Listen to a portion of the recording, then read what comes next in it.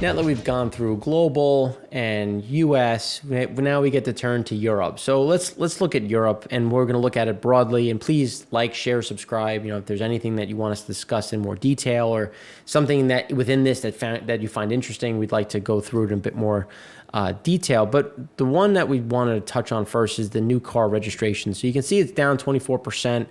You did have a VAT tax. You did have a certain amount of benefit on one side of the year. So January drop isn't too crazy, especially when you consider that January is not exactly an ideal time or when a lot of people buy cars. So that's not crazy to see. The question is going to be, is there a recovery, or is there a bounce back given the pressure that we're seeing in the supply chain for cars? Toyota, Volkswagen, GM, Ford, Mercedes, BMW, all talking about the difficulty getting semiconductors and other types of technology, which is going to become a bigger problem. Construction output, as we've talked about, that was down for December, and there's not too much to say that there's going to be a big change in January. But when we look at consumer confidence, we're starting to see that a little bit of things feel a little bit better, things look a little bit better, but we're still negative. And that's a bigger problem as we're going into the end of Q1, where we're just not seeing spending on the same level, which is coming through in the Eurozone PMI. So manufacturing beat to the upside. It was beautiful. 57.7 versus 54.3. But the services is where we continue to see the problem, where it was down. It came in at 44.7 versus an estimated of 45.9. So that's a big contraction, which if you take the composite, the composite was a net contraction of 48.1, slightly above 48. This is where we're seeing that difference. And as we get more issues into spending, that's going to put that weight on manufacturing, especially with where the currencies are trading right now. You're seeing some of those issues get bled into the market, and that's coming through with some of the CPI, with the CPI numbers coming in pretty much along expected lines. But we are seeing some inflation, and the Europe is where we've talked about that there hasn't been that much inflation, or at least the way they calculated, there wasn't inflation. There was inflation on food and other, but not on diesel, gasoline, and the energy side. But now we're starting to see that converge, and it's coming with that increase in Brent pricing. When we look at Brent sitting at 67, that's going to feed through to the gasoline diesel component of the energy consumption.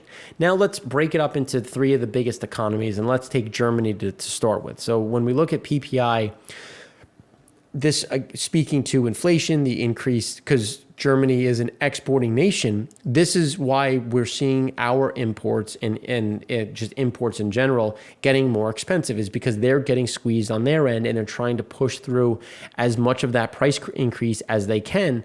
With the expectation of 0.9, came in at 1.4. Year over year was expected at 0.3, came in at 0.9. Again, these are things that are surprising to the upside. That is the concern overall. Now, it hasn't fed in, manufacturing is picking that up because we're seeing an increase in prices paid. We're seeing an increase in prices received. So that is a net positive for the manufacturing PMI side. And we're still seeing those delays. So there was a nice beat in manufacturing from 56.5 of the estimate to 60.6. But the services side, which is, I think, becoming a stronger reflection of local consumption, is negative again. It was expected to be at 46.5, came in at 45.9, which the composite still was positive. The estimate was 50.5, it came in at 51.3. But you can see that manufacturing is carrying it, and we're starting to see that slowdown in orders, that pickup in inflation, which is just weighing down on what that composite can really do, as we see the manufacturing and services conundrum really starting to play out in greater detail. Now, expectations have gone up, which is a positive. From 91.7 was expected, came in at 94.2. Current assessment slightly in line. The expectation was 89.1, came in at 90.6. And business climate is improving, of 90.5 to 92.4. These are positives, and we'll talk about that in more detail because we want to pull that out, where GDP was essentially revised slightly higher, but private consumption missed a big to the downside. It was expected to be at 1.5%, came in at it was supposed to be negative 1.5%, came in down 3.3%, again, speaking to the consumer in general. Now let's look at France. When we look at the CPI, things were fairly common, but when we look at what's happening on the economic level, it's even wider of a difference because the manufacturing came in at 55, which is a nice surprise to estimates, but services came in well below. It was supposed to be at 47, came in at 43.6, pulling that composite way down of 45.2. Now, while Germany felt better, or the IFO felt better about their economy in general, France had the opposite. Business confidence missed estimates, came in at 90, down 2 points. Manufacturing confidence came in at 97, down 2 points. Production outlook indicator came in at -8 instead of -6. Moving in the wrong direction, which is the concern when we look at some of the biggest components of European GDP. And then when we look at the Italy roundup, you can see that things were fairly in line versus expectations, and versus prior, there was a nice growth, which we saw going into December, but that has started to adjust because obviously this is December and they had some government issues over the most recent couple of weeks, bringing Draghi to power. So that's putting it into perspective of what that issue looks like and why we remain concerned on the manufacturing starting to come down. And we don't really see much changing on the service side, which is, again, creating that weight that gives us pause on how quickly can we see some of this recovery, even though they're increasing their fiscal stimulus. They're doing what they can to try to stimulate the economy, which is remaining a bigger problem. But when we look at the Eurozone car registration, it's coming down. The consumer sentiment on purchasing intention at present, they're all moving in the wrong direction. And that's where when we look at some of this capacity, we want to look at what is manufacturing going to do as we refill inventories, and are we really going to get buyers? And this is showing that we're starting to see that rollover, which when we look at consumer sentiment and the consumer in general and look at services, we don't see too much of any recovery really as we go through what is going to happen going forward. And then this is looking at ahead of new EU emission rules. Again, not surprising to see some of the reductions, but these are things that will weigh on the consumer in general because it's increasing cost. And when we look at just what is occurring in Germany in general, breaking it down in a bit more detail, you can see manufacturing remains the bright spot, which isn't surprising given what we're seeing. The service sector is having lower highs, lower lows, and is putting the additional pressure in general. But then trade is the one that we have been speaking to. Trade had a big reversal. And we saw that in Fujaro based on the numbers that we've been talking about. We continue to see this trade slow down where we had a nice pop off the bottom and now it's really starting to ebb and it's starting to kind of get that weight, and that's showing up in the German data right now, and it's showing up in a lot of our other leading indicators of some of this normalcy has come in and now it's actually starting to roll the wrong way. And then construction is fairly balanced based on kind of where things are right now, but expectations continue to go lower. And if we just look in general, expectations are moving in the wrong direction, and it's going to pull down some of this consumer sentiment, some of this business activity of what CapEx are they going to want to spend if this is how they're really viewing the market in general.